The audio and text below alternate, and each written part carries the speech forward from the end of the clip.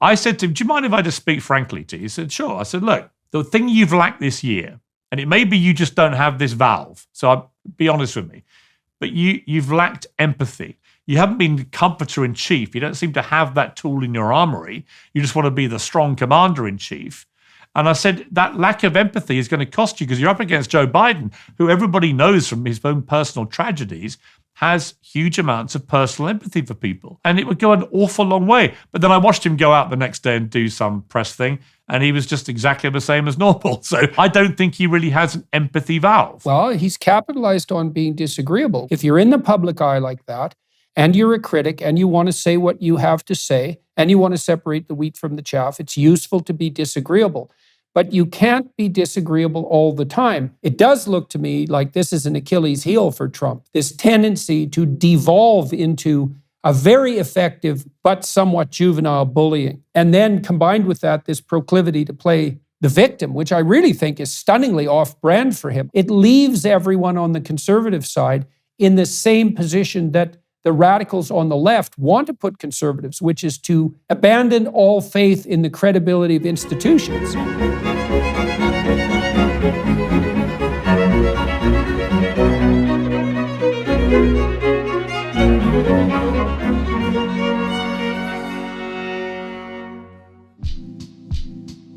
Designed for anyone to sell anywhere, Shopify gives entrepreneurs the resources once reserved for big businesses. An all-in-one e-commerce platform, Shopify makes it simple to sell to anyone from anywhere. Whether you're selling succulents or stilettos, start selling with Shopify and join the platform simplifying commerce for millions of businesses worldwide. With Shopify, you'll customize your online store to your brand, discover new customers, and build the relationships that will keep them coming back. Shopify covers all the sales channels to successfully grow your business, from an in-person POS system to an all-in-one e-commerce platform, even across social media platforms like TikTok, Facebook, and Instagram. Thanks to 24/7 support and free on-demand business courses, Shopify is here to help you succeed every step of the way. It's how every minute new sellers around the world make their first sale with Shopify, and you can too.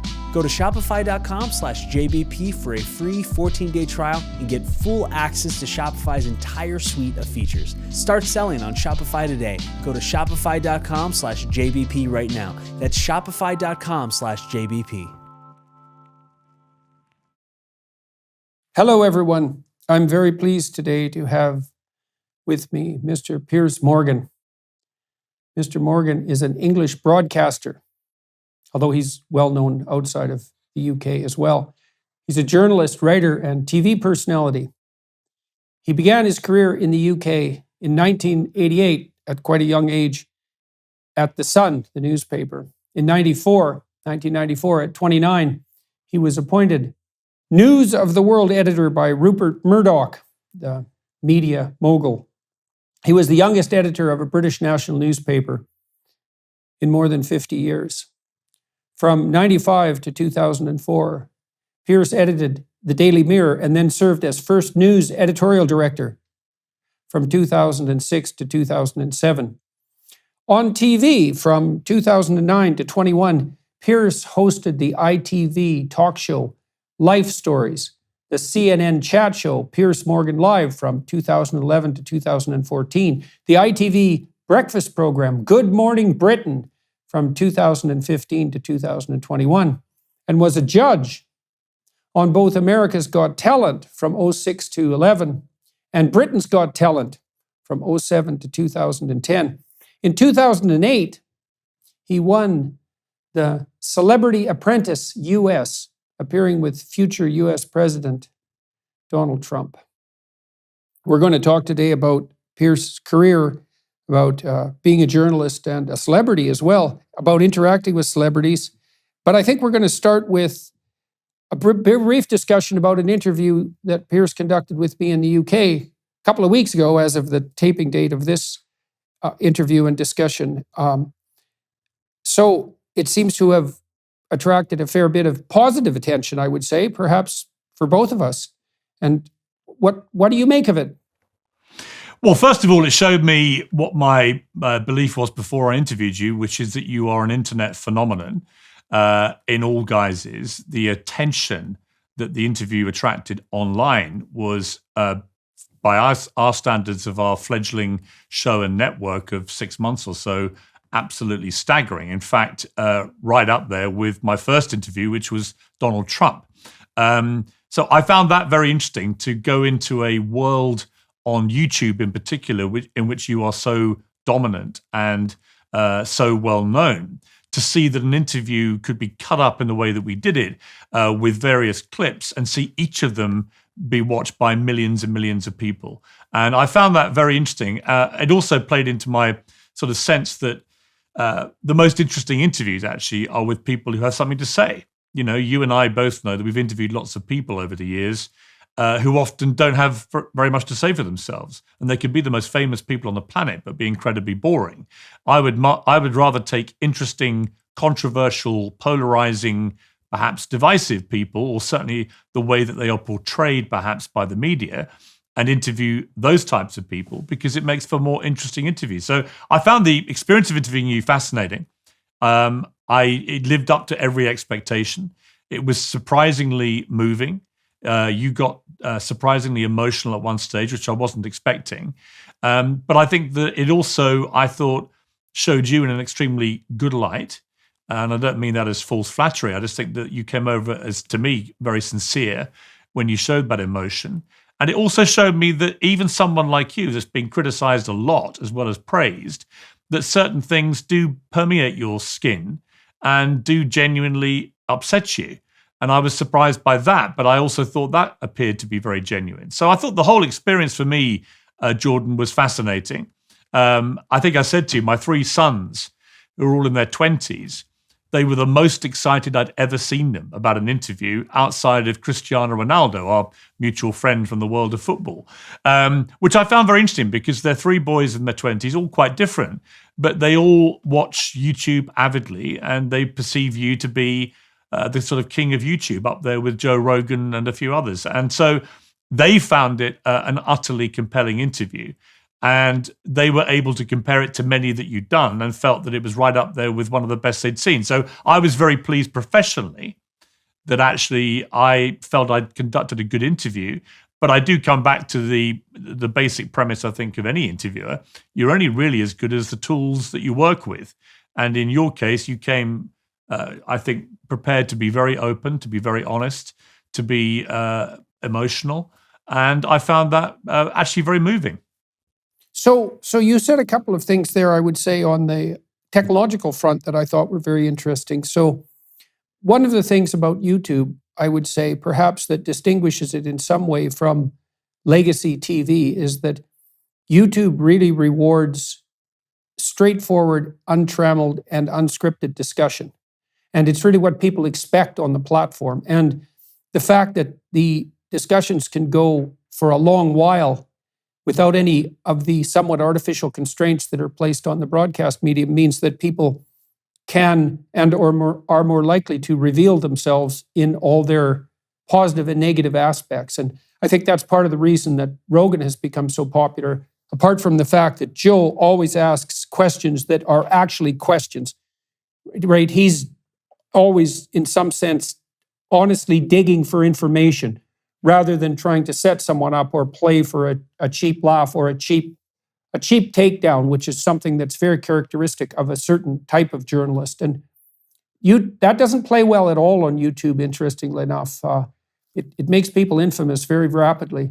And so it's an interesting medium in that regard, partly because of the lack of restriction on bandwidth. And then you also mentioned the clips issue. And one of the things that's quite remarkable about YouTube and makes talking there much different than publishing a book, let's say. Well, first of all, the audience is much broader on YouTube than it is on the publishing front, by an order of magnitude likely, which is a lot. But also, you can't sell a book by the sentence or the paragraph.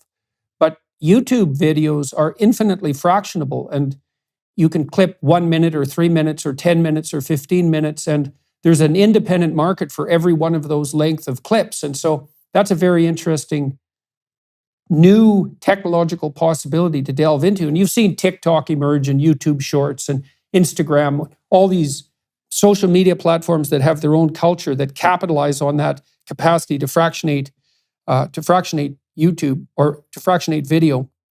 And so it's very interesting to try to contend with all that. I also thought, for what it's worth, that you talked to me in a very straightforward manner, and I certainly appreciated that. I had many people on my team who were concerned about the potential manner in which the interview might proceed, not least because we've had plenty of fun with British journalists before, although that often turned out well.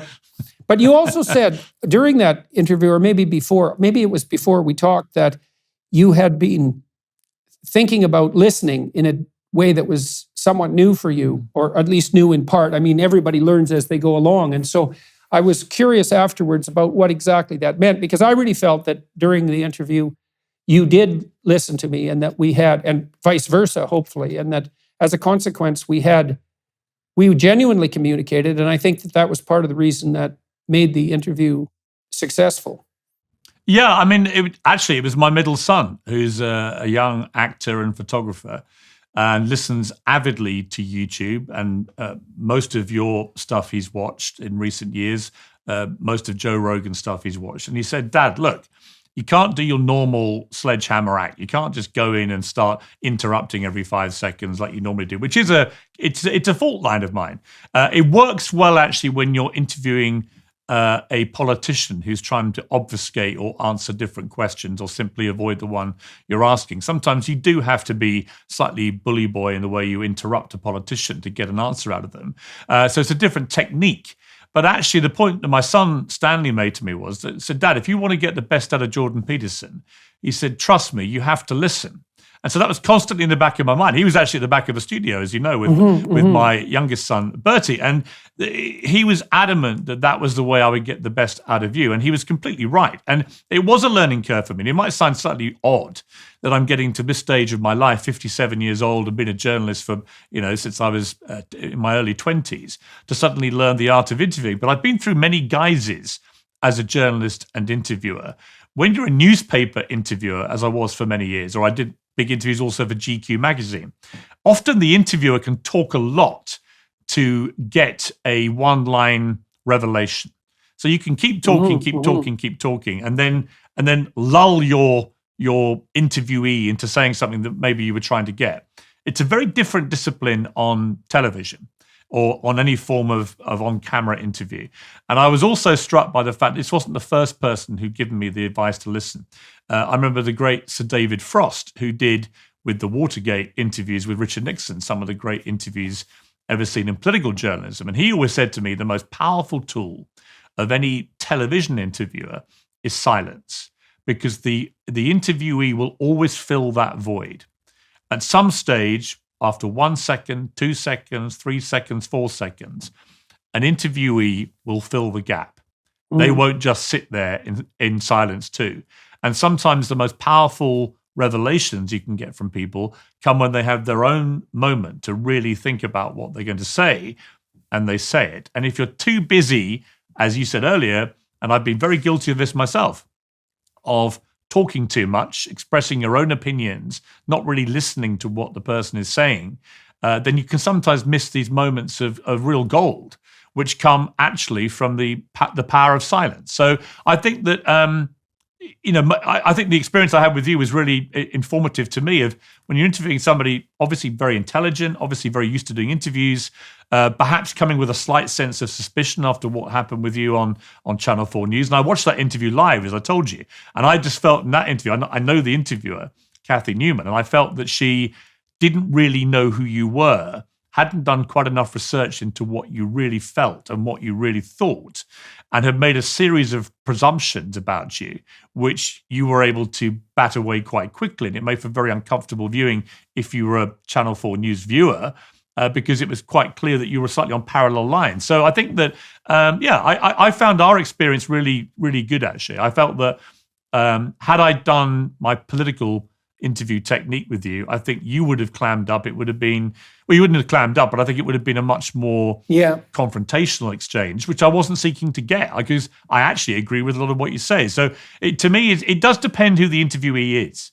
It might depend too on, well, it might also depend on exactly what the purpose of the stage is. So if you're a political actor, let's say, and you're acting instrumentally, so you have a purpose in the interview that's a priori, then you're going to be inclined, as the person being interviewed, to craft your words and to make sure you don't step in anything toxic and to deflect anything that might be too penetrating. And so what that seems to me to necessitate on the part of an investigative journalist is a much more adversarial and antagonistic stance, because the journalist is going to be required, especially if the interviewee is obfuscating or deceiving, to have to dig with a relatively sharp blade. And so I can really see that there's utility in that adversarial stance when what you're trying to uncover is a web of intrigue and self-serving instrumentalism and deception. And this also segues quite interestingly, I think, into one of the main topics I want to talk to you about today, which is something approximating temperament and fame. And so one of the cardinal personality dimensions is agreeableness.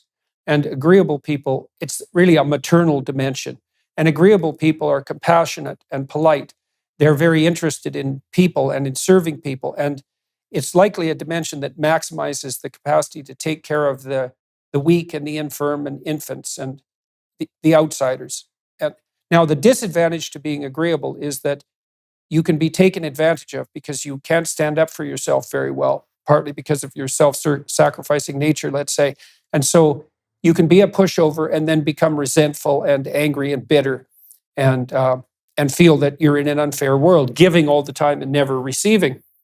On the other side, you have the disagreeable temperament, which is more masculine. And I say that because women are reliably higher in agreeableness and men reliably lower. And that's true cross-culturally, and it maximizes in egalitarian countries. And so what happens in journalism is that journalists tend to be selected for two personality traits, perhaps more, but at least two. They're extroverted because they like to talk to people and they like to talk and they have lots to say and they're verbally fluent, but they're also disagreeable. And the problem with those two traits, extroversion and disagreeableness, is they tilt people towards narcissism.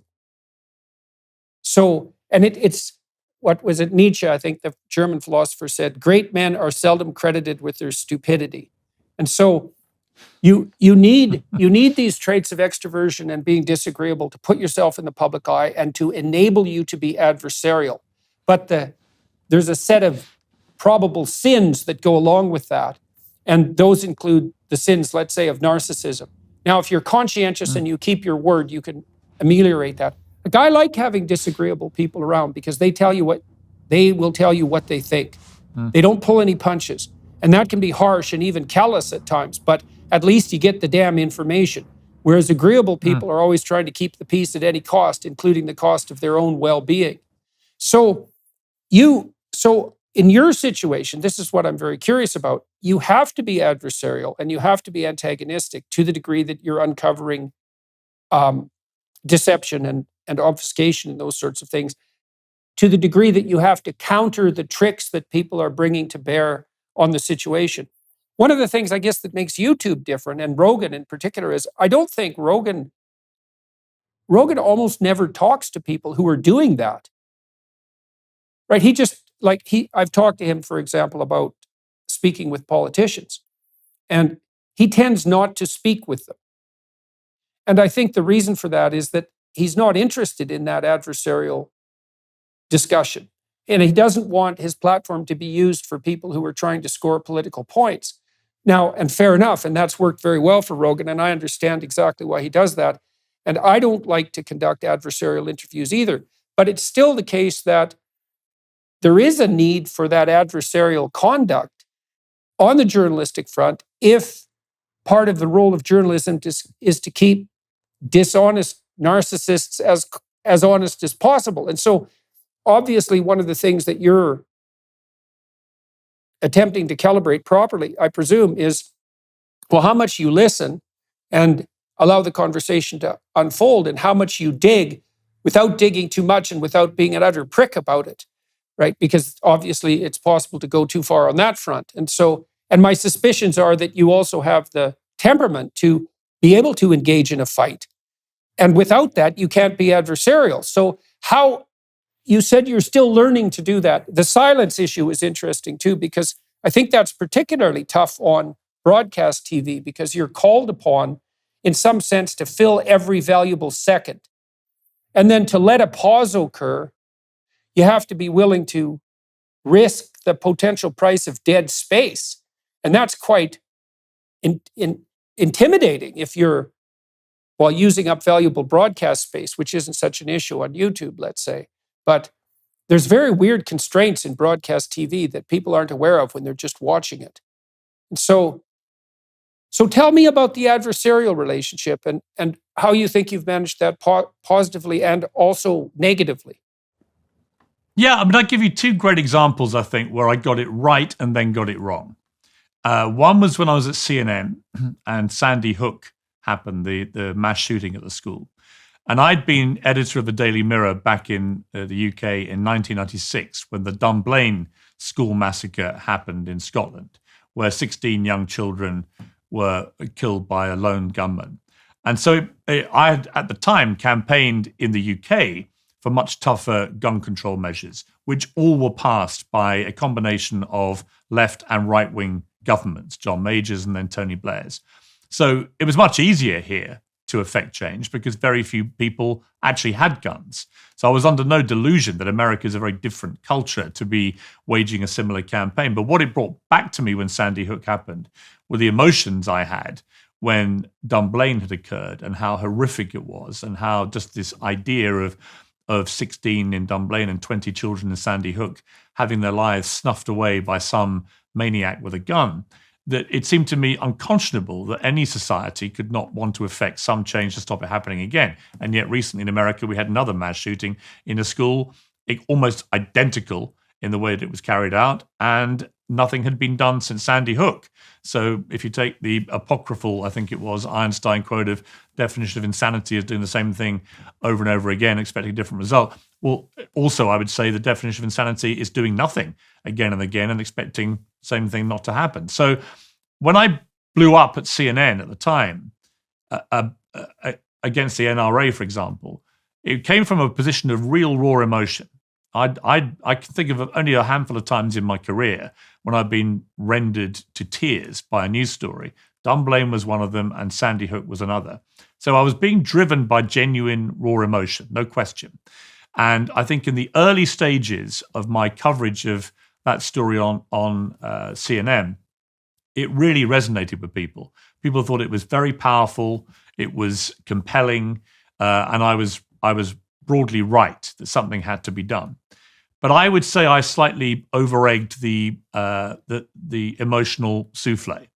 And I think it began to have the opposite effect to what I hoped. So I hoped to genuinely affect change, but I couldn't stop being over-emotional in the interviews I did with some of these pro-NRA, pro-gun people who were coming on the show. And I ended up shouting at them, losing my temper with them, slightly straying into performative art, perhaps even straying into a dash of narcissism myself, where you start to believe your own hype. You start to read the media saluting what you're doing. I was getting emails from Barbara Streisand congratulating me and so on. It's all very intoxicating, but of course it can, if you're not careful, and I think it happened to me there, it can lead to you actually achieving the complete opposite to what you hope. And in the end, I think all I managed to do with my over-emotional response over time was probably sell more guns in America, which was the complete opposite effect to what I wanted, because people thought this guy's the new George III.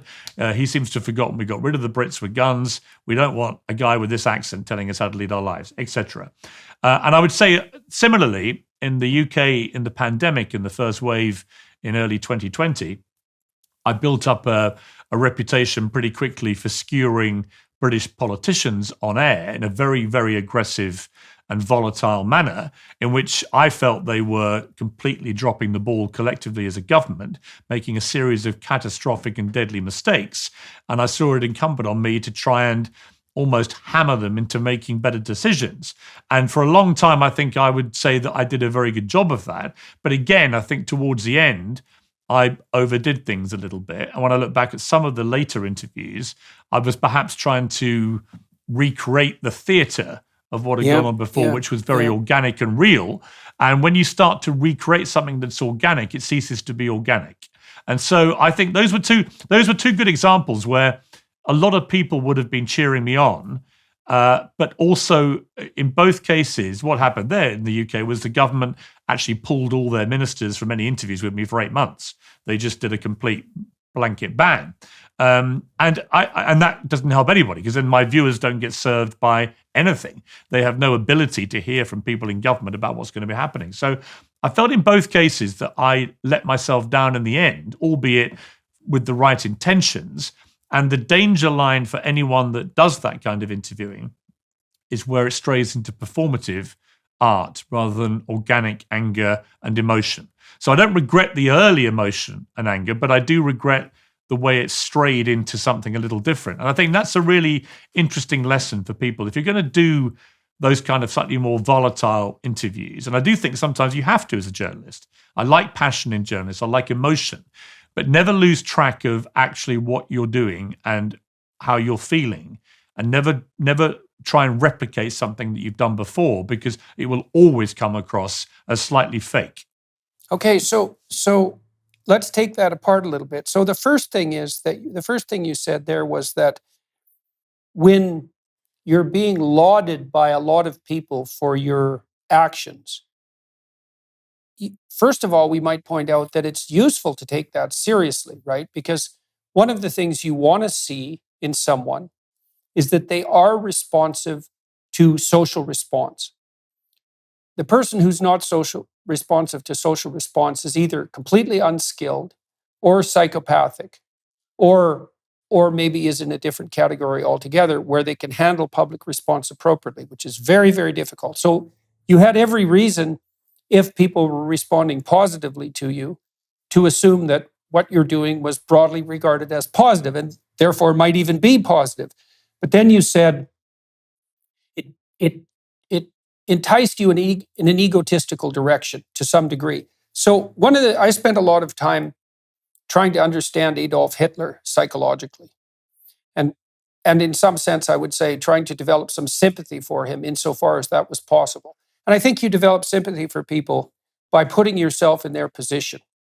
And that's very difficult to do with someone like Adolf Hitler. First of all, it's very unpleasant to do that, but it's also very challenging because at minimum, he had a very complex life. But you imagine, here's a statement, you can tell me what you think of this. If 20 million of your countrymen are telling you that you're the savior of their country, who are you to disagree?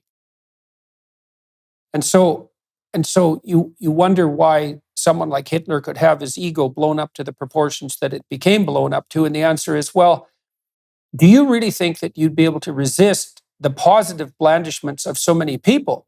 Because that in itself could easily be a form of egotism, right? I don't care what people think. It's like, well, yeah, you probably do, and you probably should. And then the question is, well, how do you keep yourself straight when you are the target of positive adulation?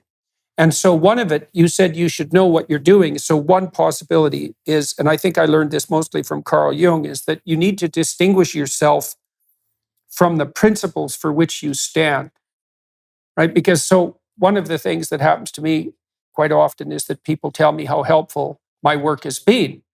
And I think, to the degree that I can think this, I think, well, it's not surprising that it's been helpful, in large part because it's not exactly my work.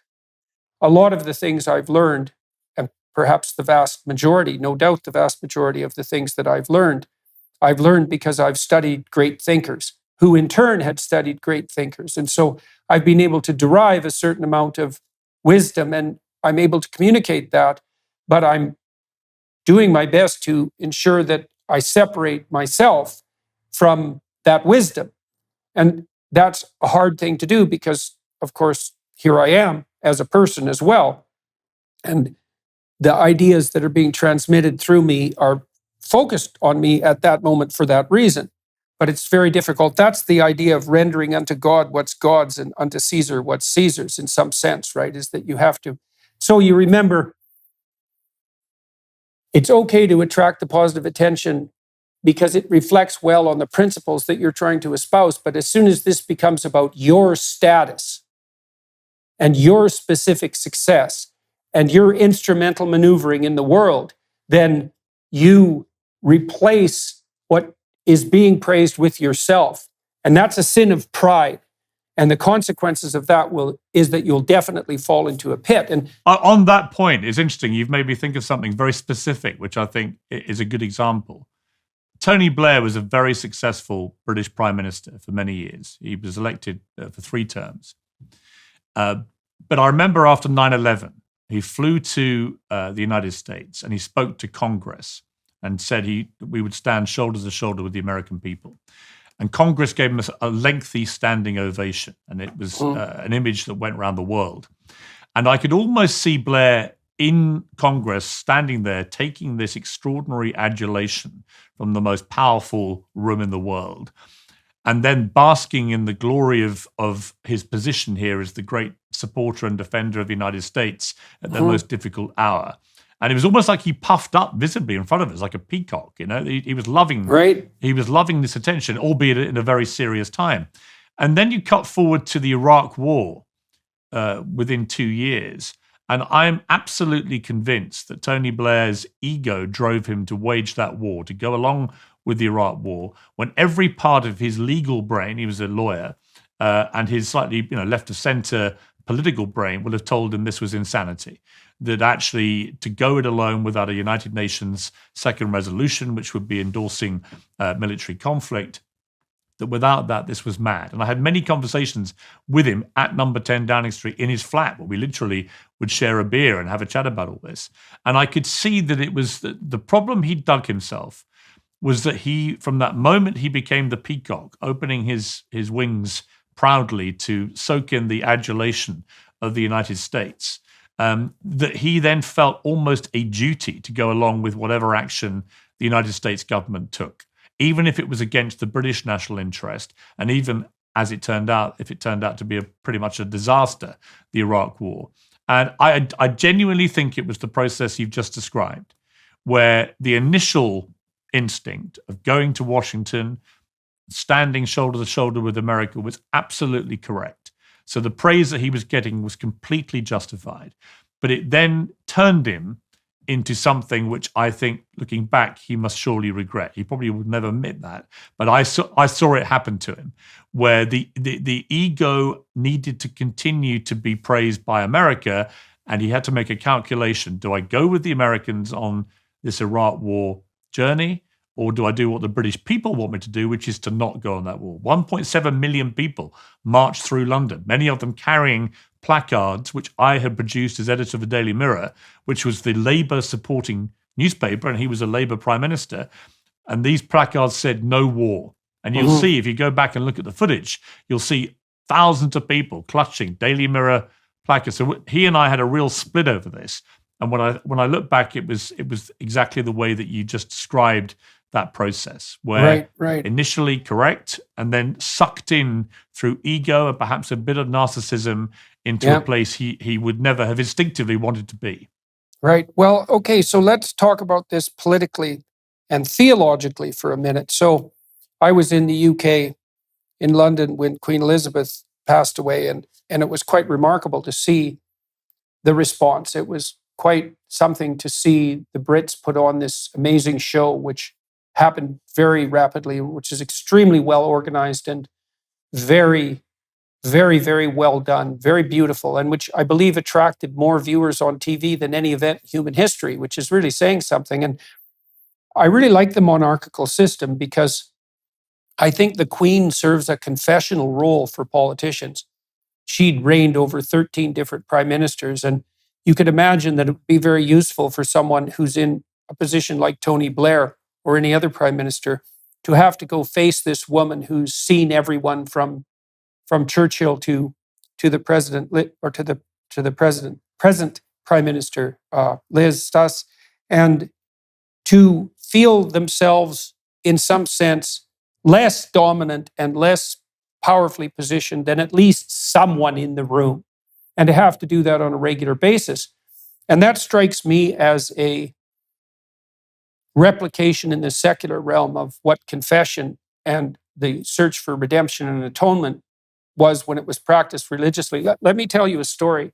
So back in ancient Mesopotamia, the Mesopotamian emperor was required to undertake a ritual at New Year's.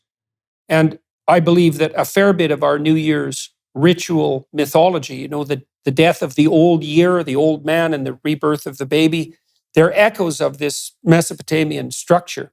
The idea that the old year is coming to an end and the new year is going to be rekindled with all the possibilities that go along with it. And the fact that people make resolutions, which are some sense confessional. I did these things wrong, and here's how I could improve in the future when there's a new year. The Mesopotamian emperor would be taken outside the walls of the central Mesopotamian city, so out into no man's land, right, outside the safety of the community. And then he would be required to strip himself of all his kingly garb and kneel, and then a priest would slap him. And then he would be forced to recount all the ways that year he wasn't a good Marduk. Marduk was the monotheistic deity of the Mesopotamians, and he had eyes all the way around his head, and he spoke magic words. And so Marduk was a god of careful attention and proper speech. And so the Mesopotamian emperor had to reflect on how he hadn't upheld the proper principles of sovereignty as a consequence of being humiliated before what would you say, a transcendent power that was greater than his. And when I said earlier that you have to remember that it's not you, but the principles for which you stand, that is something like the proper ordering. And so it would have been reasonable for Prime Minister Blair to be very pleased with the fact that the UK was standing in solidarity with the United States, but not appropriate for him to be pleased that Tony Blair was on the side of the Americans. Because it's actually not about Tony Blair. And getting that confused, and then you got to have sympathy for people too, because it's not surprising that people would get that confused. I mean, one of the things I've noticed about celebrities, and it's a big danger, imagine you become famous, and as a consequence of that, now you have a persona, and that's you defined by the social crowd. And there's a certain brand significance that goes along with that, a reputational significance and a value, even an economic value. But the problem is it can become a trap, because if you can only be what you've already been, then you can't be anything new. And that's where people fall into this trap that you described of something like self-mimicry, right? This worked for me before. Look at the effect it produced. I just will do that again. But then you're instantly false, eh? You're instantly false when you do that. It's like you're sacrificing your future self for whatever your past self once attained. And then you lose that spark that actually is likely the driving force of whatever made you attractive to begin with. Yeah, I completely agree. And I always say to my sons, really my basic rule of life is try never to go back, full stop, with anything. It's never the same. There's always a reason that you've moved on from whatever it is. And to try and replicate previous behaviors, to try and replicate previous relationships, to try and replicate perhaps a job that you once loved and lost, to try and go back, I think you often forget why you left in the first place or why things didn't work out. You read it and see it all the time. You tend to, memory tends to sugarcoat things.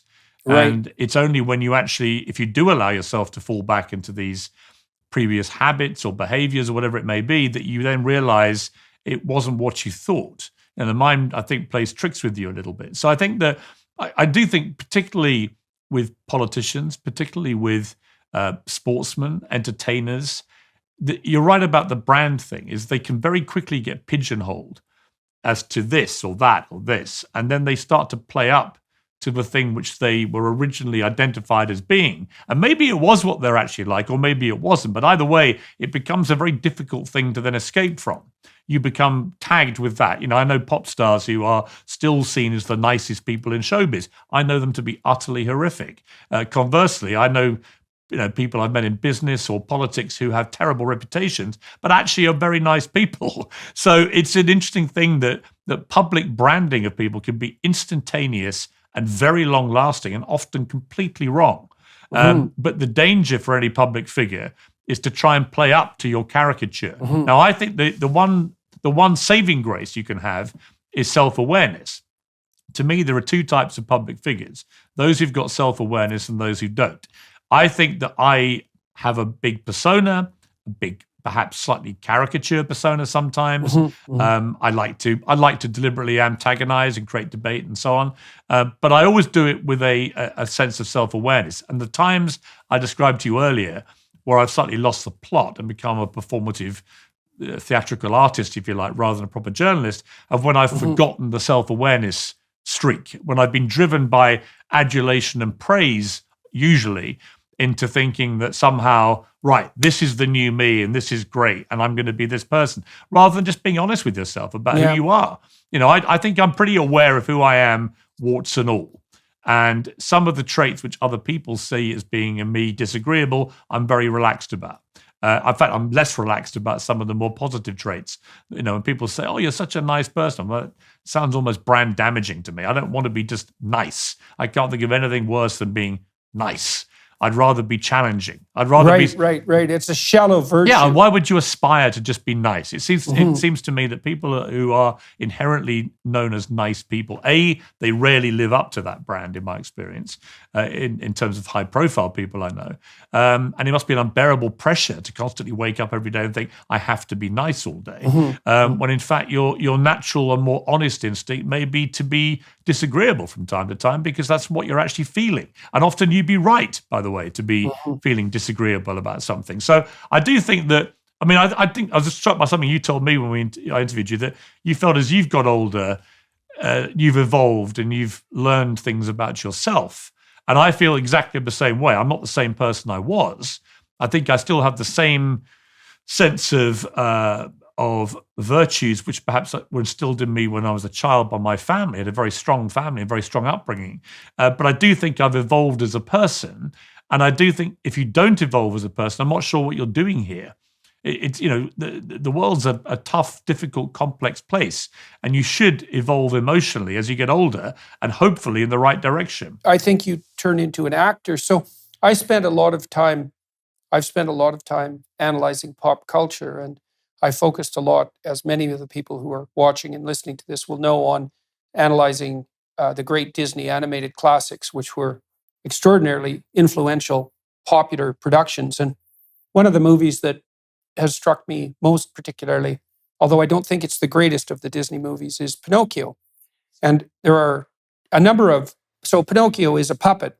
So someone is pulling his strings, right? There's forces behind the scenes that are making him who he is, and he's unconscious. He doesn't know it.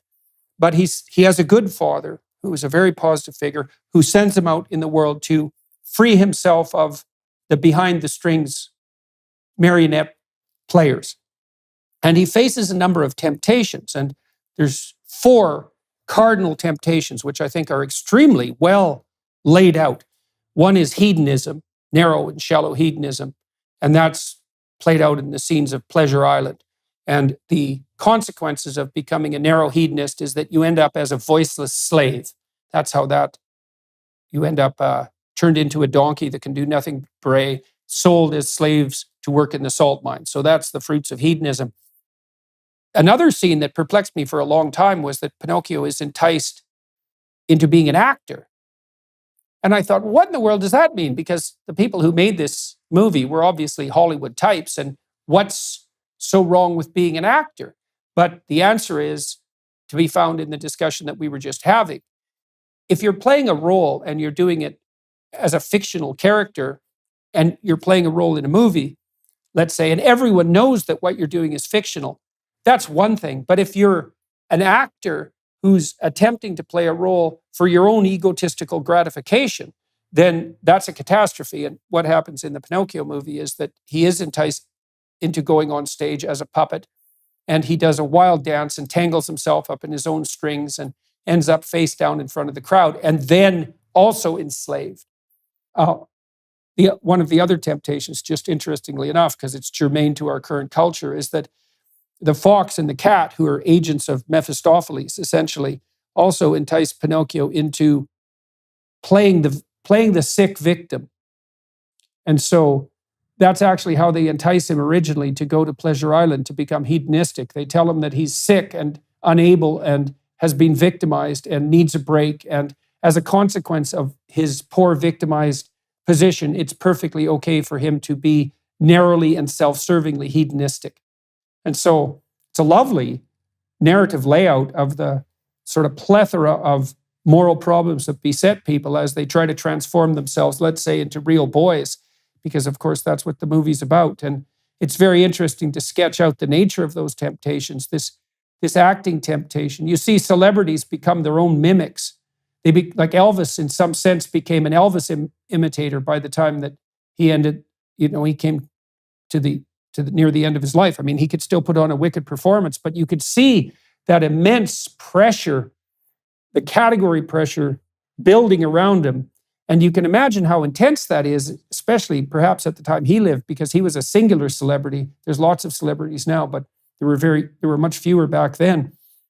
And the pressure to abide by the way you've been defined must be almost overwhelming. And it isn't obvious that we really know how to rectify that. I think the confession idea is a good one, is that you need to keep your inadequacies foremost in your mind, and you need to serve some principles that are higher than yourself.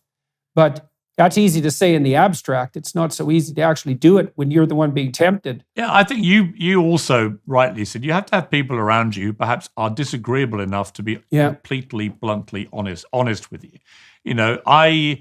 Whether it's my mother or one of my brothers or my sister or my sons in particular, I've encouraged them to be very independent-minded and to let me know if they see or hear something I do which they think is wrong and explain why. And they do that regularly. And I find that litmus test from people who really know you better than anybody else. So they really understand when you're making a fool of yourself or just behaving like a bit of a dick, right? You just see someone who's going to tell you. And one of the big problems with modern celebrity is, because I've interviewed a lot of very famous people, is that they often surround themselves with pure sycophancy. And they don't tolerate anyone drifting outside of sycophancy.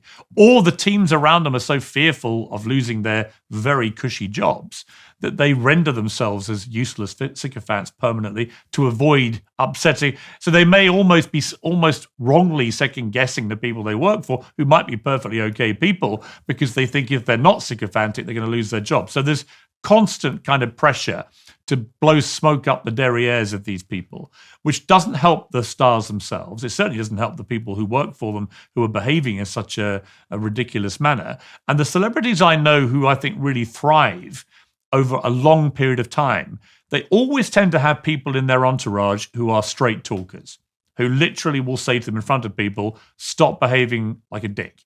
Literally. And you need those people. Because if you don't have those people in your entourage, or whoever it may be, a manager, an agent. I had a fantastic manager who sadly died of pancreatitis 3 years ago. And he's one of my closest friends.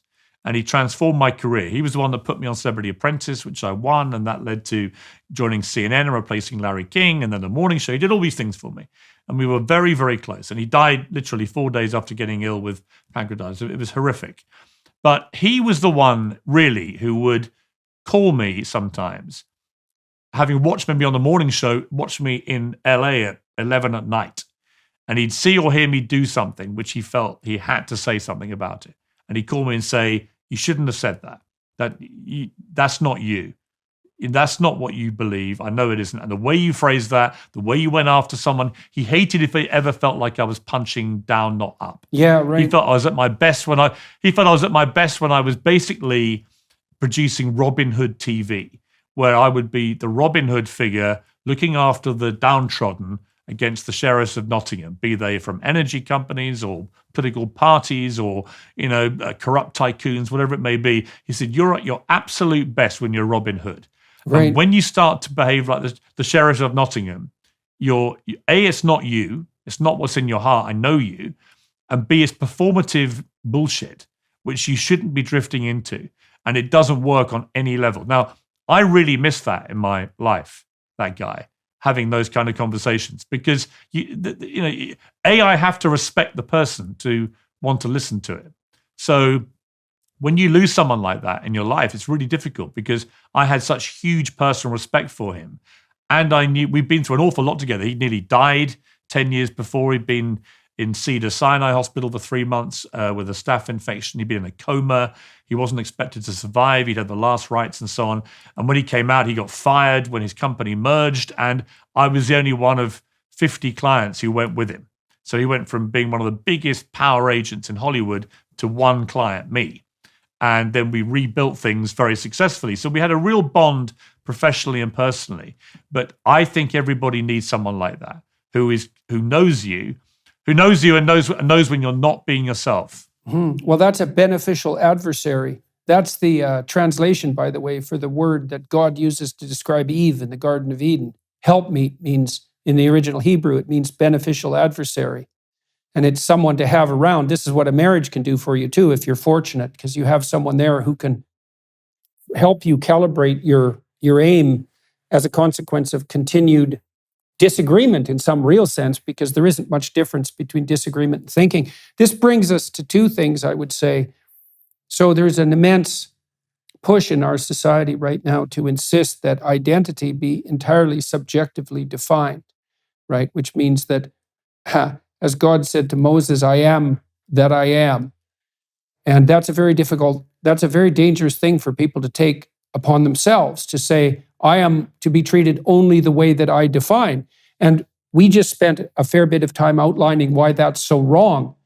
Because what keeps you sane, this friend of yours, this agent you had, he was part of what kept you sane. So you're moving up the status hierarchy. And it might not even be obvious to you while you're moving up, when you're punching up and when you're punching down, because your relative position is actually changing. So I've run into this problem. I criticized a swimsuit model on the cover of Sports Illustrated and an actor who had undergone a sex change publicly on Twitter. And I got kicked off of Twitter for the latter criticism. And one of the criticisms I faced was that I was punching down.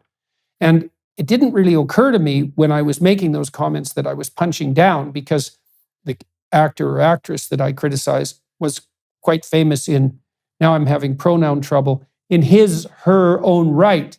And I was also irritated that the fashion spread that was conducted after the sex change operation got 1.5 million Instagram likes, which didn't strike me as all that socially useful. But it's not easy to figure out when your own position is shifting, when you're going after someone, let's say, at your level of influence or higher, and when you've even accidentally entered into the fray that you shouldn't be entering into and brought too much force to bear on the person, but also, what would you say, undermined your own authority by doing so. And so having these disagreeable people around who say, you're not being who you are, and you're not who you think you are, and you're not aiming properly, that's actually how you stabilize your identity. And so identity is actually socially negotiated. If you're healthy, identity is socially negotiated all the time. And in that has to be a fair good leaven of criticism, because it stops you from getting above yourself if you're fortunate.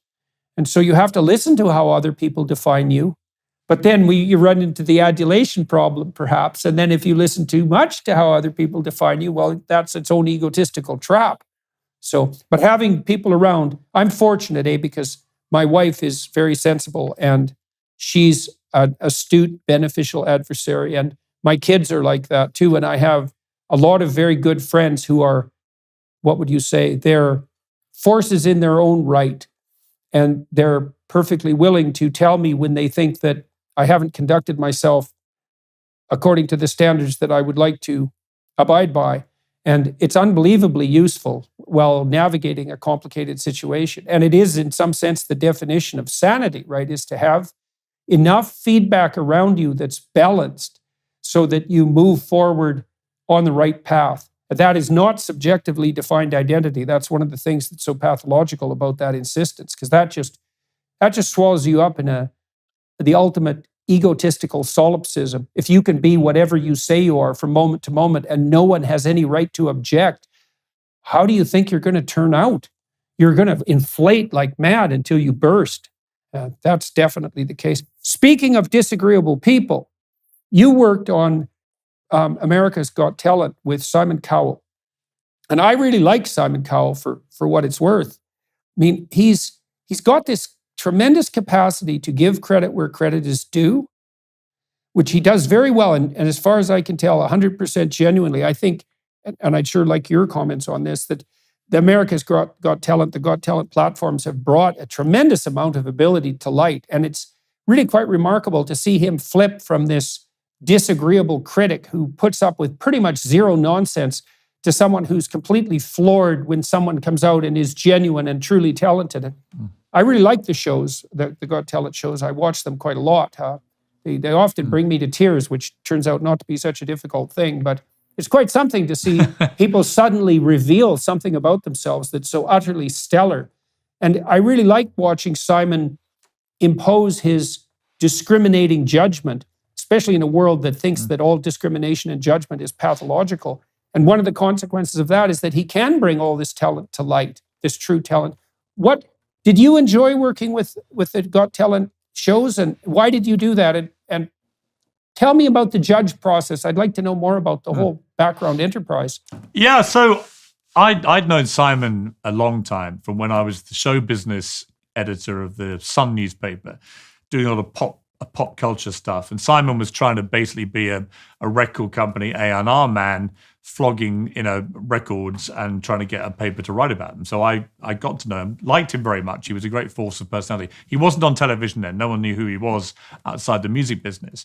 Then he becomes the biggest TV star on the planet with American Idol. I mean, like stratospheric fame, which happened, interestingly, not in the first series or season, but the second season. It suddenly exploded.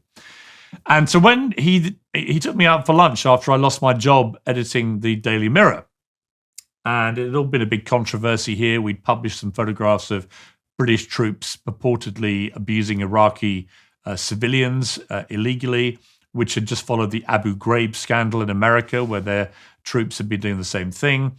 The government and the regiment said these were fake photographs. I was fired. I'm still not sure exactly what those photographs were, but that was the end of my career as a newspaper editor after 10 years. And Simon took me for lunch, very near where I'm talking to you, actually, in Kensington and West London. Went for a nice meal, and he pulled out a napkin and put it on the table. And he said, you know what's really missing in world television? He said, the old Gong Show in America and Opportunity Knocks, and a very similar show in the UK called Opportunity Knocks and then New Faces. And they were basically, he said, any talent, not just singers, but any talent. And he said, my idea is we'd have 3 judges. You'd have a tough meanie who keeps everything, honest. You'd have a slightly crazy person. He said, like Paula Abdul was on Idol, with a big heart but slightly crazy. And you'd have someone, probably a comedian, who would make people laugh. And you'd have the perfect judging panel. So then we did a pilot for this show. It's quite an interesting genesis of the story. For Britain's Got Talent, it was originally going to be called Paul O'Grady's Got Talent, who's a British entertainer. But he had a huge falling out with the network and left. And then Simon said, well, unfortunately, we're not going to do it. So it was all shelved in the UK where he was intending to launch it.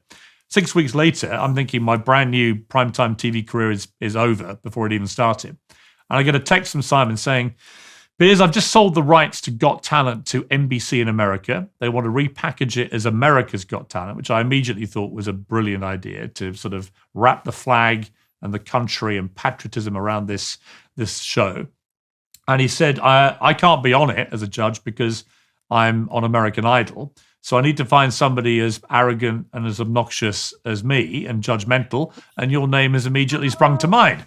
So long story short, he flew me straight out to Los Angeles. I met with some NBC executives, managed to bullshit my way through quite a long meeting with them. And 3 weeks later, I'm on the Paramount movie lot in Hollywood. I've got my own trailer next to David Hasselhoff and Regis Philbin, and I'm the judge of America's Got Talent, and I'm the new Simon Cowell, which was not a place I ever thought I'd find myself. But it was really interesting. And Simon came to, I remember, never forgot this, on day one, he pulled up in his brand new Ferrari outside my trailer. And he came in and he said, right. And I was like, this is fantastic, Simon. I can't believe this. I'm living the dream. And he said, look, here's the deal with our kind of shtick. You have to be right 80% of the time. And if you are, and the viewers agree with you 80% of the time, you can be as mean as you like. Right? He said you can be a straight, blunt, honest, mean, whatever you want to call it. You can be whatever you want to be. You just have to be right 80% of the time.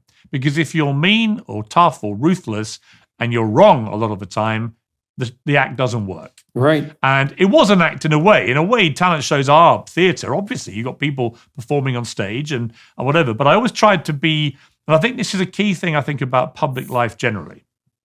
I always tried to be authentic, and I think Simon's always authentic. He might be guided by a producer. Hey, this is a really good act, but he doesn't feel it, and he'll say, I didn't like it. So he was always authentic, and I picked that up. And I always tried to be very authentic, whilst being pretty blunt, pretty British, pretty, full on. But I was always mindful of just call it exactly as you're actually feeling it. Really, just be honest with yourself, never mind the audience. And if you are, normally you're going to be right, because it's what they're all feeling at home. Then you have to have that ability to gauge what an audience might be thinking. But ultimately, be authentic. And if you ask me what is the number one tool of really successful people, it's authenticity. They are true to themselves. The most successful people I've encountered ultimately are authentic. They don't get drifted or pulled into places where it's not them, where they're playing an act. You do get some that come through who I think are completely fake and wing it and get away with it. But broadly speaking, and the same applied with the talent shows. So you could have all these acts. A lot of them are faking it. A lot of them are trying to be somebody. They were trying to be Beyonce. They were trying to be Madonna. They were trying to be a dance troupe, whatever it may be. They were trying to be somebody else. The most successful acts that I ever saw on the British show and the American one were the ones which were truly authentic. And I'll give an example. A guy on the second season of America's Got Talent. It's actually quite a funny story behind this, because Simon Cowell owned the rights to the show, and he had the rights automatically to manage any of the winners of the show. And I think even the top 10 finalists. That was built into his contract. So the second season, first season, number one summer show in America. So my life has changed dramatically. Second season, there are two standout early candidates for potential winners. One is a white reggae star who was fantastic, had a beautiful singing voice.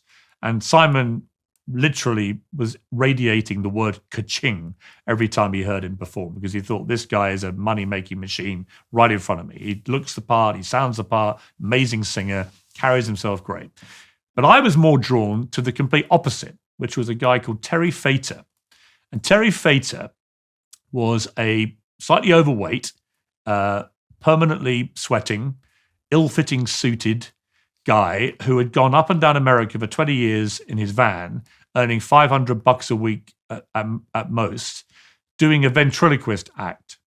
And he'd had an extraordinary turn of fortune shortly before he applied to be on America's Got Talent, where his act used to be that he would sing impressions himself. So he would sing Roy Orbison crying, for example, and then he would talk through puppets, a turtle, and so on. And he went to do one gig and two people turned up. There's a real lesson here for everyone. Two people turned up, but he still gave them the best act he could. And one of them turned out to be a talent agent. He said to him, have you ever tried doing the singing impressions through the puppets? Simple thing, but it changed this guy's life. So Terry Fator went away and found he could actually throw his voice through the puppets as a singer better than he could do it from his own mouth. And at that point, his whole act changed. So he then applies to America's Got Talent, comes on stage, and I immediately find him very endearing as a personality, and I love his backstory. He's the ultimate kind of, this guy's been going 20 years, wanting the break. This is the moment, maybe. And as he progresses through the competition, and I keep supporting him, Simon's on my case. Stop being so supportive. He's going to win, and I can't make any money out of a ventriloquist. Go with the other guy. Go with the reggae singer. I was like, Simon, this guy's what this show's about, this ventriloquist. Anyway, he ends up winning, mainly because I'm so effusive in my support, and by then the American viewing public had viewed my opinion rather like the Cowell one, American Idol, as the one that was most significant as far as they were concerned. So he wins. And Simon, in a fit of pique, says, I can't make any money out of him, so I'm not going to manage it. So the guy is left without a management. So he disappears. And a guy who used to work on the Rolling Stones management team and was now working on his own, heard about this guy, had a chat with him, and took him on, decided to manage him and just try his luck. And a few months later, literally 3 months later, Danny Gans, all-round family entertainer in Las Vegas, one of the biggest stars on the Strip, drops dead. That's it. And the casino where he operated had to fill a massive gap in their schedule. They didn't have an all-round family entertainer. The Rolling Stones management guy who picked up Terry Fator recommends Terry Fator. Terry Fator does a 3-month trial. He sells out every show because grandmothers love him, mothers love him, kids love him, dads love him. Everyone loves Terry Fator. He's now got 50 puppets. He's singing all these amazing songs through these crazy puppets. And on the back of the 3-month trial, he signs a 5-year, $100 million contract to be the biggest star on the Las Vegas Strip, which if Simon Cowell had kept the management rights, would have earned him $20 million. So if you want to really piss off Simon Cowell, just say, hey, Simon, how much money did you make out of that ventriloquist? So that story in many ways, it has a lot of useful things to go with, I think. Yeah. One is the old don't judge a book by its cover. You know, if you took them purely on aesthetics, you go with the white reggae star every day. But there was something about this guy's personality and the uniqueness of his act and the fact that he'd taken advice from someone who was one of only 2 people in an audience. So never give up. Always give everything, because you never know who's watching. I say this to my actor son, if there's not a big audience in one night, you don't know if in those 20 people, there's a guy that's going to change your life. Absolutely. So I think, all these lessons from the Terry Fator story, he's still on the Vegas Strip now. You go to, I think it's the Mirage or whatever he is. He has his own theater named after him. He signed another $100 million contract. He's the most successful breakout star in the history of any talent show ever. And that's his backstory. And it was, to me, that was what the show was all about, rather like Susan Boyle. Yeah, you may remember right. the Scottish singer. I remember Susan, you bet. That was amazing. She never sang outside of her village. Yeah. And was 47-year-old spinster. Yeah. Who'd been starved of oxygen at birth and had slight issues because of that. And yet she came on stage. I'll never forget this. Again, never judge books by their covers. She came on stage in Glasgow. I can remember it like it was yesterday. And I'm with Simon on the British show. We're both judges on the British show with another judge. And Susan Boyle comes out and we're talking to her. What are you going to do? I'm going to sing from Les Miserables, I Dream a Dream. And we all start rolling our eyes. Yeah. And we're like, my God, you've got to be kidding. It'd been a long day. We'd seen some terrible talent. Yeah. And she began to sing. And in that moment, the magic happened. It turned out she was an unbelievably good singer. She went on to sell 30 million albums. I interviewed really? George Clooney. Yeah, I interviewed George Clooney for CNN. And halfway through, he says, by the way, how's Susan? Which I have to say she was very chuffed about. Yeah, I bet. Robin Williams. I did the Tonight Show with Robin Williams and my manager, my late great manager. And Robin Williams bangs on the door. He's the other guest, and he comes into our dressing room and does a 15-minute act, which was basically half Mrs. Doubtfire, half Susan Boyle. Oh, cool. So he was Susan Boyle, but as Mrs. Doubtfire, just for the 2 of us in our dressing room. Oh, fun. And so these 2 stories to me, Susan in the UK one and Terry Fator on the American one, they personified actually what the shows should be about, what the American dream and the British dream are really about chasing a dream and never giving up, about having a talent and making it work. All these life lessons really were encompassed in these 2 stories. And they could have been ignored. They may not have entered and their lives would have been what they were. Terry Fator's made, I don't know, $300 million. And everyone else's life would have been lesser. Well, Simon and the other judges and the show are very good at separating the wheat from the chaff. And one of the things I think that makes Simon so attractive, especially in our culture, is that his fundamental virtue isn't being nice. Now, one of the things that makes him heartwarming, weirdly enough, for such a rough character, is that when someone does well, he's floored by it. And you can see that constantly. And it's one of the lovely things about watching the judges, period.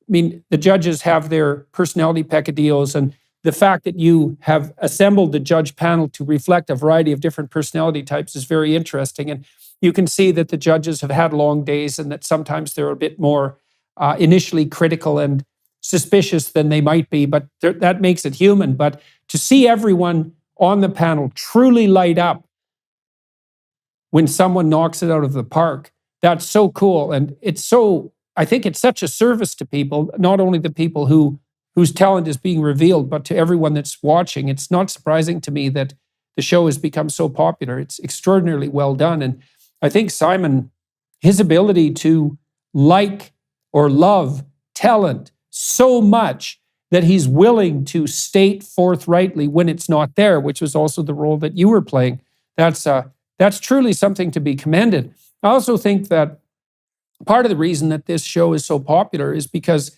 that ethos of extraordinarily penetrating criticism and separating excellence from falsehood or sheer lack of talent, that's very disagreeable.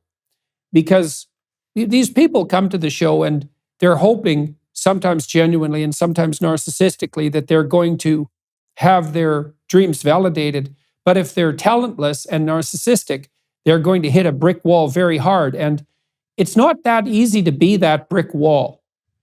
Now I had a friend who taught me something. He's a very disagreeable person. He took my personality test, and he was like the most disagreeable person in 10,000. So he's a rough character.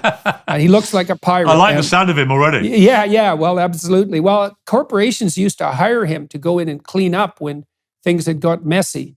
So he would start at the bottom of the company and he would ferret out people who were taking all the credit when anything went right and then distributing all the blame when anything went wrong and stealing people's ideas and not doing their job.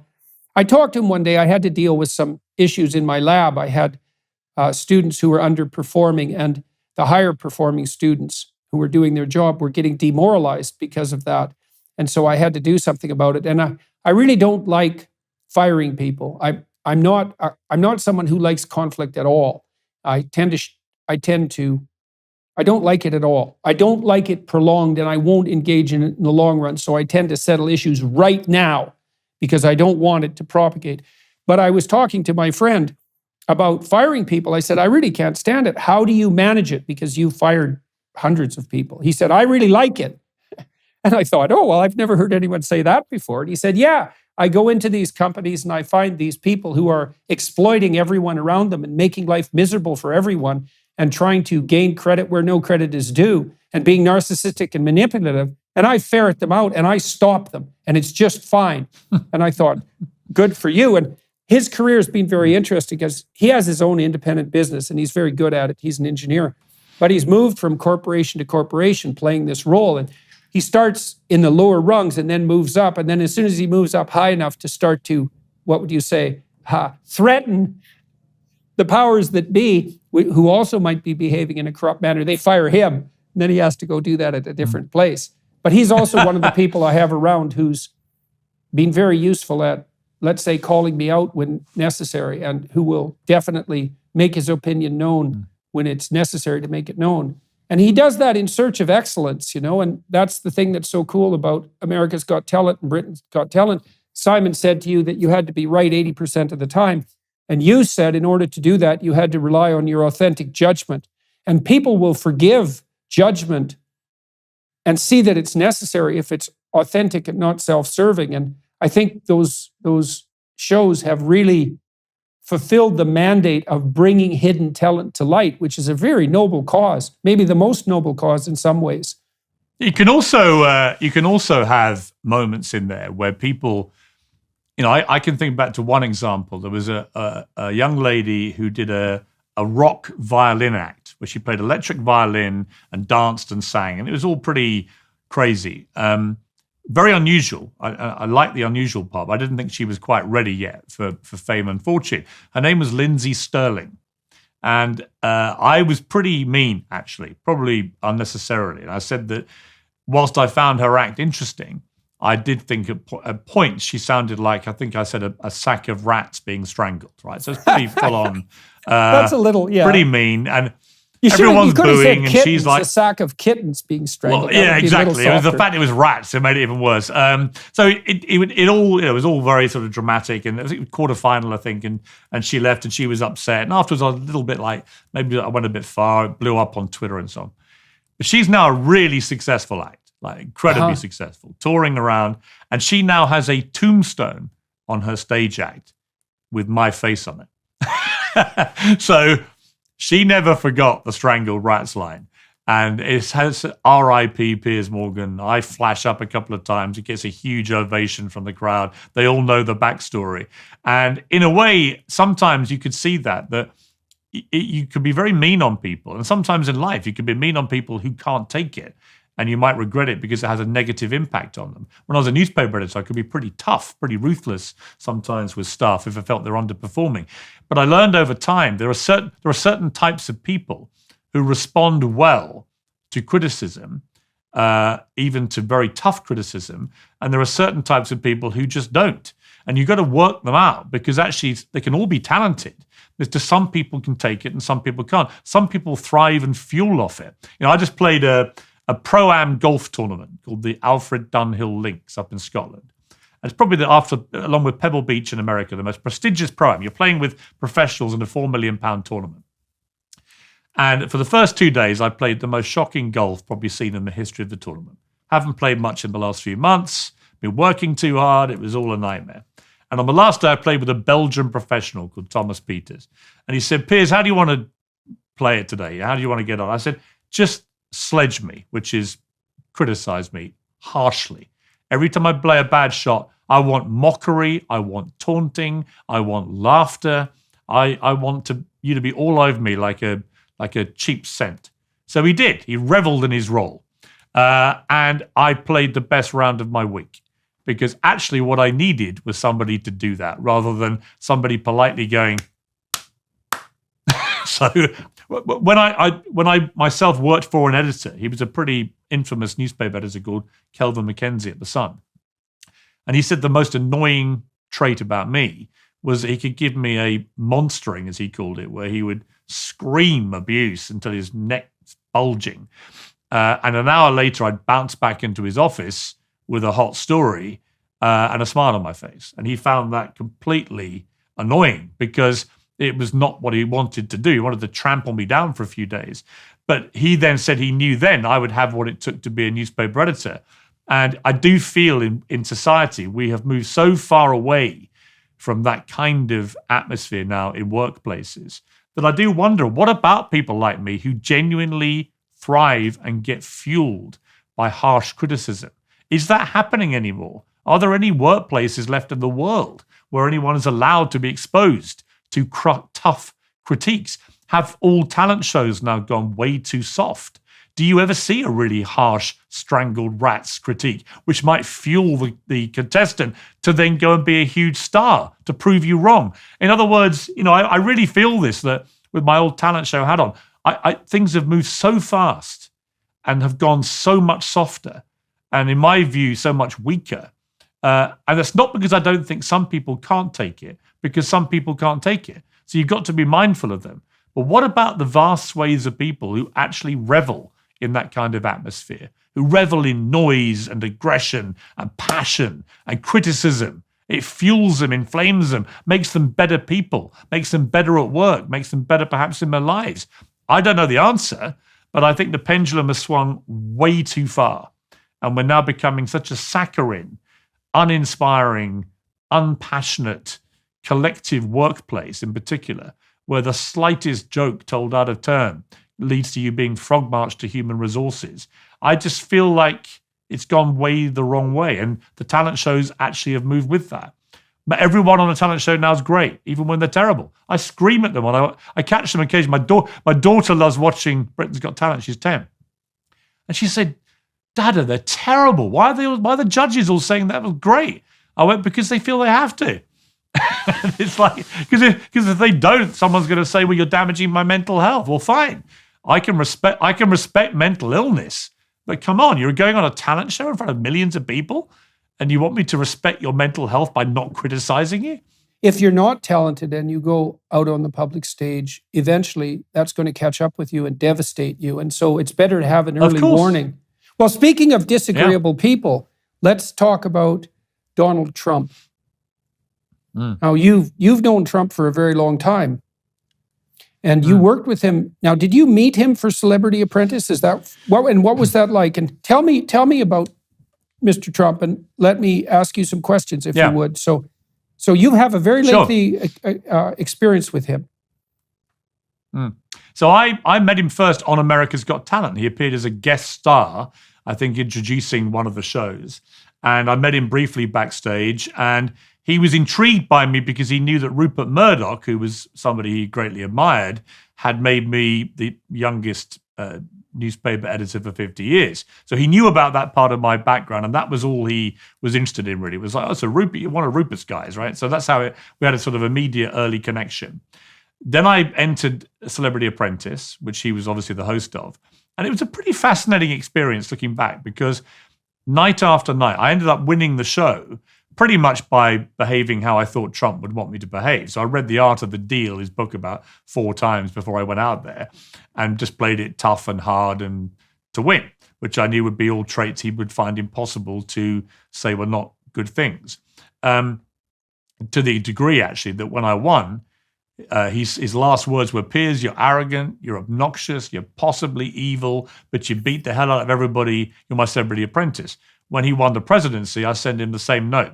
Dear Donald, right. You're arrogant, you're obnoxious, you're possibly evil, but you beat the hell out of everybody and you're the president of the United States. So we had that little thing going. But on Celebrity Apprentice, what I remember most vividly was that he was a very different character in those boardrooms for 3 hours a night than I ever saw when he was president. When he was president, he was the ultimate alpha male, I believe, playing a role. I believe we didn't see the real Donald Trump. We saw the disagreeable side of him most of the time. The bully boy, the braggart, the alpha guy who would never apologize for anything because it's too weak. He was abusive, he was disrespectful, and so on. In the boardroom for hour after hour, he could be very heartfelt. He could be very moved by people. He could be very funny. He could be very warm. I remember all those things and thinking, what happened to that guy? Why don't you show the world any of that stuff? Because if you did, it would be incredibly disarming. So I won the show. I then went back into Celebrity Apprentice each year as one of his boardroom advisors for a few years. Then I joined CNN, interviewed him 30, 40 times at CNN. Then he becomes the president of the United States. And suddenly I've got this guy that I've become pretty friendly with, who used to ring me every 3 or 4 weeks for a chat about life. And now he's the most powerful man in the world. From a loyalty perspective, which I think is a trait overlooked with Trump, when he became president, I rang him and I said to him, actually first I would say when I left CNN, he was one of only 3 or 4 people in America who bothered to contact me afterwards. And he contacted me every month for a few months. How are you doing? Are you okay? Can I help you? Right now, people might say he had a vested interest in case you popped back with a big job. Or maybe, but so did lots of people. And he was one of only a handful of people that bothered to actually contact me regularly to check I was okay and could he help. I never forgot that. Similarly, when he won the presidency, I rang him and we had a chat about a week later. And I said, just one favor. Of course, champ. He used to always call me champ because I won his show. Of course, champ. What is it? I said, I just want to have your first international television interview. I know you're going to do a domestic one in America, but first international. Done. And a few months later, I was at Davos in Switzerland, a 45-minute wide-ranging interview with the President of the United States, which was spectacularly good for my career. And he kept his word. So Trump, if you were loyal to him, was very, very, very loyal back. I've fallen out with him recently because I just can't buy into all this stolen election nonsense. And I've told him to his face. And he doesn't want to hear it. Well, I think part of the reason, I'm going to lay out some theories and you tell me if I'm wrong, okay? I think part of what happened to Trump was that tough part of him played well, especially to working class people. And I think that there was an element of that was very genuine, especially contrasted with Hillary Clinton and the Democrats, what would you call it, patronizing attitude towards working class people.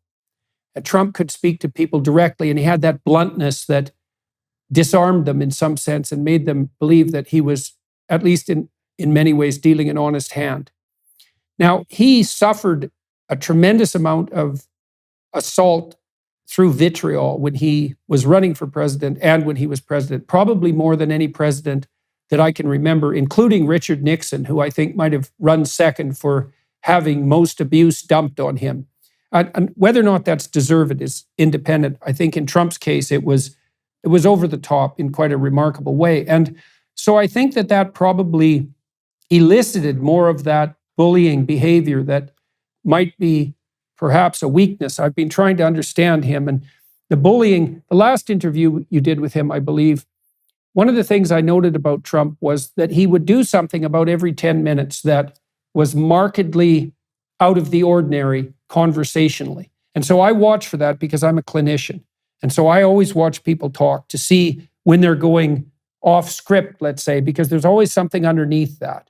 And one of the things Trump does, and I don't know how much of this is conscious and how much of it is reactive and how much of it has become habitual, is he'll say utterly proper, he'll make statements that are way over the top. So I think he said, for example, when you were interviewing something like, I tell the truth more than anyone ever has in history.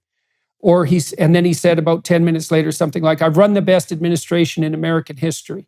And they're over the top, preposterous statements. And they have this self-aggrandizing element that's got a juvenile flavor to it. And I'm not doing a global critique of Trump's personality because I suspect, as you've already indicated, that he's a multifaceted person. But there's an element of him he's got this 10-year-old bully part of him that also has a compensatory element. And so to say, I tell the truth more than anyone has in history or something along those lines, I think, well, like, who are you comparing yourself here to exactly? Like, you tell the truth more than Jesus Christ. You run a better administration than Abraham Lincoln or George Washington. And it's marked because people don't generally do that in conversation, right? They don't come out with a preposterous statement about how remarkable they are with some degree of regularity. And now it seems to me to be associated with some other tendencies that he has. Like, he has a tendency to nickname people, and he has unerring accuracy in doing that, and it can be devastating. And that also reminds me of someone who's like a very professional 11-year-old bully. And a few of them can bring a teacher to their knees if their attacks are targeted. And they can certainly do that with their classmates. And so I wonder with Trump if he's pushed into a corner because of all the vitriol. The bullying and braggadocio tendency has become exaggerated. Maybe he's more surrounded by sycophants now than might be helpful. Now, I don't know that for sure, but it looks to me like something like that is happening.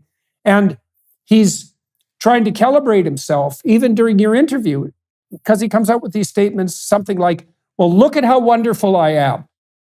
And I think, well, maybe if he would have got credit for some of the things that he did that were actually pretty positive, like not having America dragged into a war and like also fostering the Abraham Accords, that he wouldn't be so inclined to be compensatory in that manner. And then that bullying tendency seems to me the inverse of that is this victimization routine, which he's wandered into. Now, Trump claims the elections were stolen by corruption.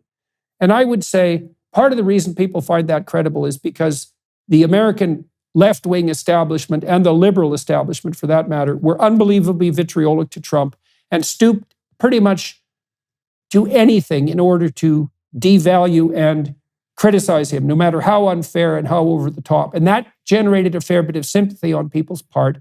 And I think it generated a sense that he was, in some global sense, treated unfairly.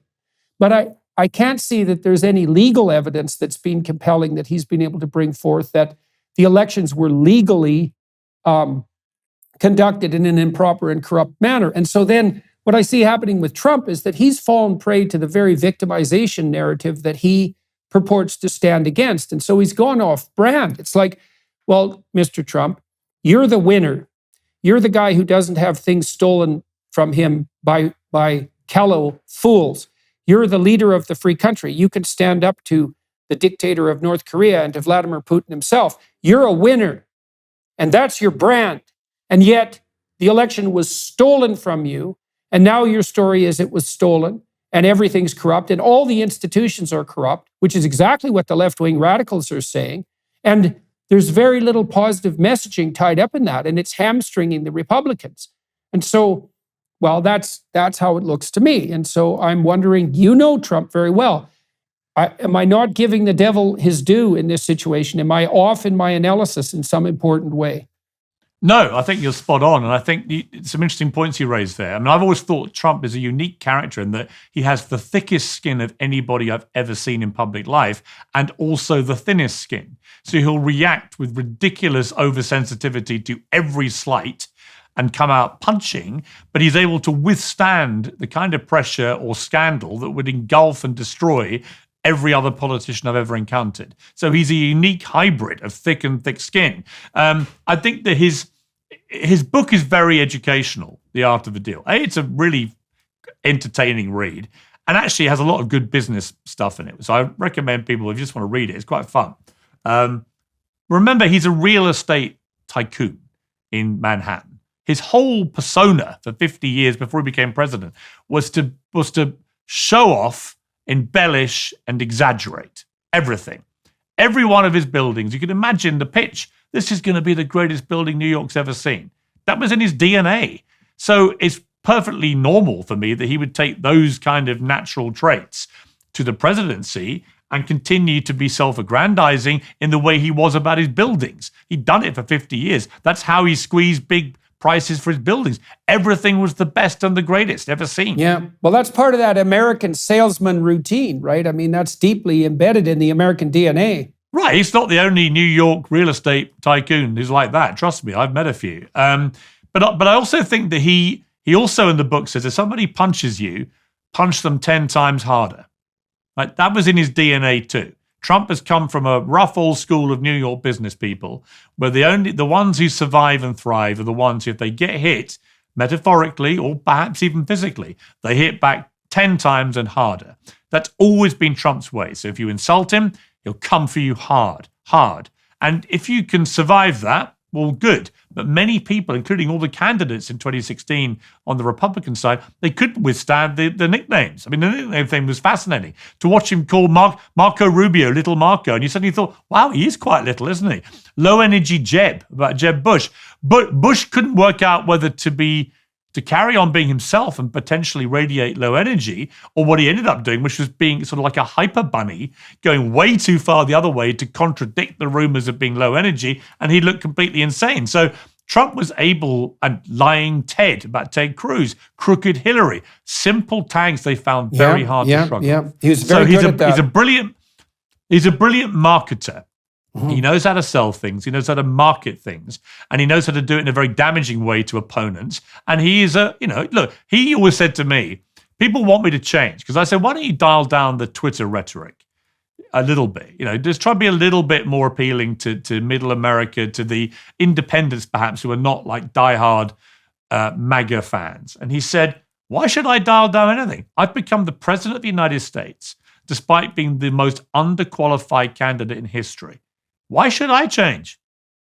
I've just beaten, he said, the most qualified candidate the country's ever seen, Hillary Clinton. I kept being told I was the least qualified, she was the most qualified, and I've beaten her to the White House. Why should I change who I am? And what you're seeing now, I totally agree with you about this with Trump. He's becoming the very thing he hates most, the biggest, sorest loser in the world. Yeah, right. And I've tried to tell him, this is just, you've got to leave 2020. Nobody cares. Everyone's looking forward to 2024. And if he was able to pivot, I think Trump's real problem. Well, he's become his own mimic, right? Just this problem that we talked about to begin with is that people tend to fall into the image and then they can't escape from it. And he loves doing the rallies where he has tens of thousands of people who, buy into his greatest hits of being what Donald Trump was in 2016. But I do think his real problem now is that he can't let it go. He can't let the past go. He keeps wanting to relitigate the 2020 election. And I think ultimately it will cost him any chance of winning again. When in fact, if he'd been able to pivot slightly, I think he would have had a good chance. And I'll give another parallel. One of the reasons I fell out with him in the pandemic period was when he said that, from the presidential podium, that you should use bleach, household bleach, to zap the virus out of your body, which is clearly a stupid and dangerous thing for a president to be saying of any country, let alone the United States of America, when so many people were dying. And he hated me saying that and unfollowed me on Twitter, which, given he only followed 50 accounts, was quite a big deal. And when he rang me eventually to sort of seal peace a few months later, just before the election, I said to him, do you mind if I just speak frankly to you? He said, sure. I said, look, the thing you've lacked this year, and it may be you just don't have this valve, so be honest with me, but you've lacked empathy. You've lacked empathy over the pandemic. You've made it all about yourself and the stock market crashing and made it look like you're taking it all personally. You haven't been comforter in chief. You don't seem to have that tool in your armory. You just want to be the strong commander in chief. I said on the George Floyd killing, same thing. No real empathy for what a lot of Americans were feeling. And I said that lack of empathy is going to cost you because you're up against Joe Biden, who everybody knows from his own personal tragedies has huge amounts of personal empathy for people because he lost his wife and baby daughter in a car crash. He lost his son to a brain tumor. And I said, I just think you should show a bit more empathy. And it would go an awful long way. But then I watched him go out the next day and do some press thing, and he was just exactly the same as normal. So he sort of agreed with me on the call, but then wasn't able to deliver it. I don't think he really has an empathy valve. Well, he's capitalized on being disagreeable, which is part of what we've discussed through this whole show, is that if you're in the public eye like that, and you're a critic, and you want to say what you have to say, and you want to separate the wheat from the chaff, it's useful to be disagreeable.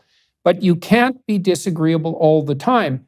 One of the things that happens to people as they mature, maybe they start out disagreeable, but as they become more sophisticated, they're able to incorporate agreeable and compassionate virtues and skills into their personality. And then they can use them when that's necessary, and they can be disagreeable when necessary. And then you have a personality that's extremely broad and capable of dancing with every situation. And so I do see, it does look to me like this is an Achilles heel for Trump, this tendency to devolve into a very effective but somewhat juvenile bullying. And an inability, and then combined with that, this proclivity to play the victim, which I really think is stunningly off-brand for him. I can't see that that's going to be a successful ploy because it leaves everyone on the conservative side in the same position that the radicals on the left want to put conservatives, which is to abandon all faith in the credibility of institutions. And then what do you have? All you have is blind faith in the leader. And then, of course, the leftists criticize that for being the worst of populism. And in some sense, they've got a point. Now, I think in Trump, the leftists and the liberals, for that matter, had a large hand in creating their own monster because they chewed on him so hard and were so... I especially saw this with the Abraham Accords, because when the Abraham Accords, which brought a fair bit of peace to the Middle East, for those of you who are listening who don't know, a historic signing of a peace accord between Israel and a number of Islamic states, Muslim states, Morocco and among them, and Sudan and the United Arab Emirates and others, with the Saudis apparently fully on board, although not exactly signing the treaty. This happened when I was ill and I didn't pay much attention to it, but when I recovered and I saw what had happened in the Abraham Accords, it just floored me that this had received almost no attention and no credit, because it's a really big deal. And so the devil was never given his due in Trump's situation, and I think that made him a much bigger devil than he would have otherwise been. Yeah, I totally agree. I think I always said that. I wrote about 120 columns for the Daily Mail US website about Trump during his presidency. And after he left, I worked out about half of them had been supportive of things he'd done or said, and half of them were critical. And I felt that was a much more accurate take, actually, on the Trump presidency. A lot of the things he did, albeit delivered often with very blunt and unappealing rhetoric, were right. You know, he was right about a lot of things. He was absolutely, has been proven right about Europe's over-reliance on Russian energy. Completely proven right about that. He was right about a lot of European countries not paying their proper dues to NATO. And he was completely correct to call them out on that. I think he was right in many things that he did. The problem with Trump was... Well, he was right to call out the sanctimony of the Democrats. Yes, and there's no doubt he did get treated in a ridiculously over-the-top way by his opponents. There's also no doubt he fueled that by constantly going into battle with them. My real problem with Trump on the rhetoric was not that he could be blunt and aggressive. It was when people like Colin Powell or John McCain died, just basic instinct should tell you, if you've got nothing good to say, probably don't say anything, right? Because these were two American war heroes, regardless of politics. And he came out on both occasions within 24 hours and criticized them in tweets as they were basically a few hours dead. And I felt that was just unbelievably graceless. And I don't think most Americans are graceless. I just don't think they are, in my experience. And I think that would have grated was a lot of Americans who may have been tempted to go with Trump's policies, but just thought the guy how can you do that? It's just not American to do that, I don't think. So he lets himself down a lot, actually, with stuff like that. But you shouldn't, I don't think we should move away from the fact a lot of his instinctive gut feeling about policies were correct. And I could see a situation where someone like DeSantis, the governor of Florida, ends up winning the Republican ticket because he basically pursues Trumpian policies, but without all the stupid rhetoric and the silliness and the scandalous stuff which goes with being Donald Trump. And he might well end up being president. A presidency Trump could have won if he'd looked back at his first 4 years in office and pivoted to something more agreeable. Instead, he's done what you and I said at the start of this interview. He's made the mistake of going back to what he was before and tried to replicate it. Yeah. Well, one of the problems too, which is quite surprising for someone who's as sales-oriented as Trump, and perhaps this is maybe a sign of exhaustion, because it could be, is that he hasn't formulated a positive vision. It's all predicated on this idea of corruption and theft. And as I said, that casts him as a victim, which isn't a good look for him at all, or for his supporters. I've been quite surprised because I've had a lot of interactions with conservative politicians in the United States and Canada and throughout Europe. And it is difficult for conservative types to generate a positive vision because they tend to stand for tradition. And it's not that easy to generate a compelling, forward-looking story when you're fundamentally reliant on tradition. It can be done, but it's very difficult.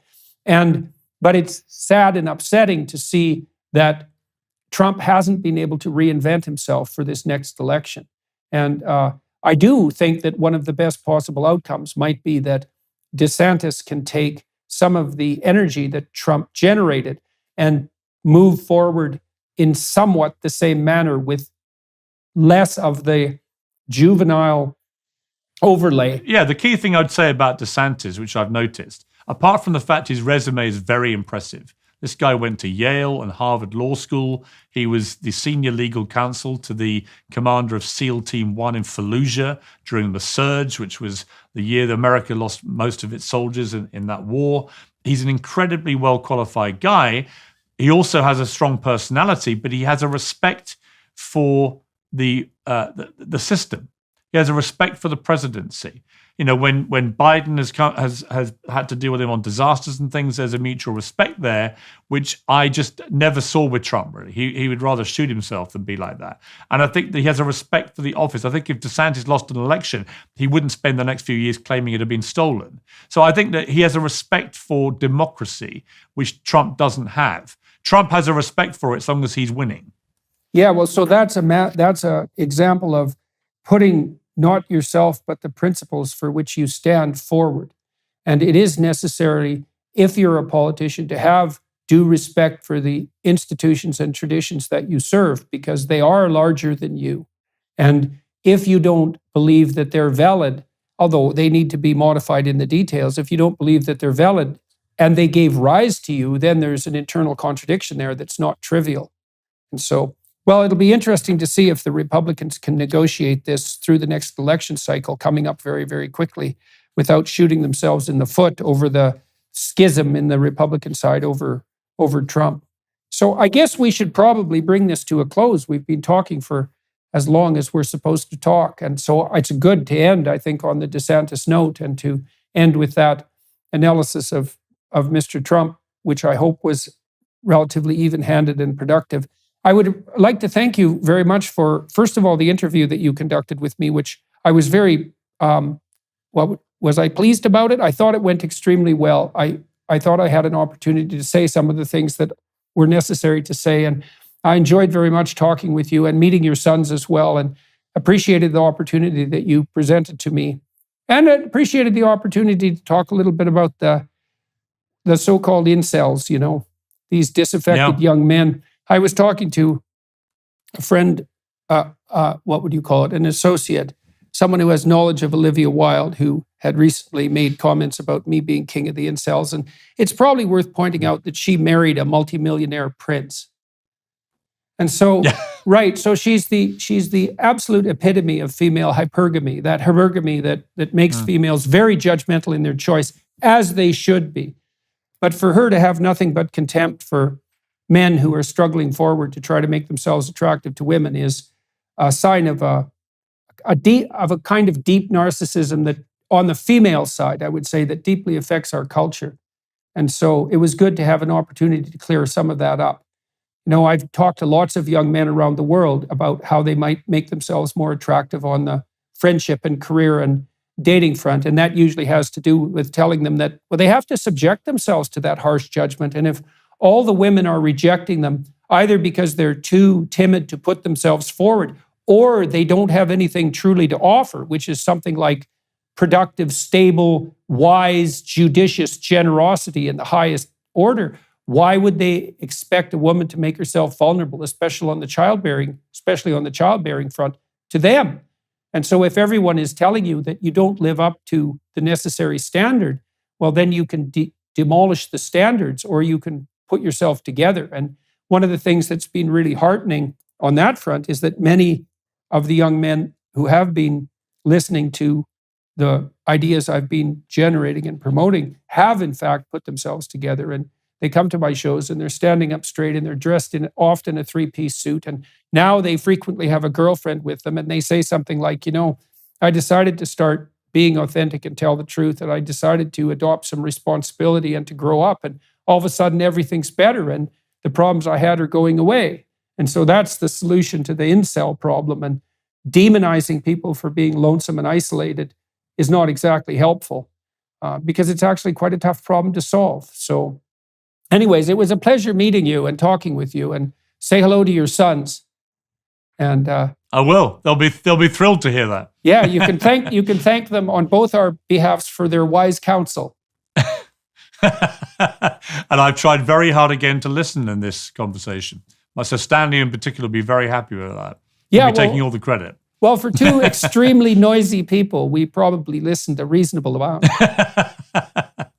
Exactly. Well, I thoroughly enjoyed it. Well, thank you very much, Piers. It was a pleasure meeting you. Hello, everyone. I would encourage you to continue listening to my conversation with my guest on dailywireplus.com.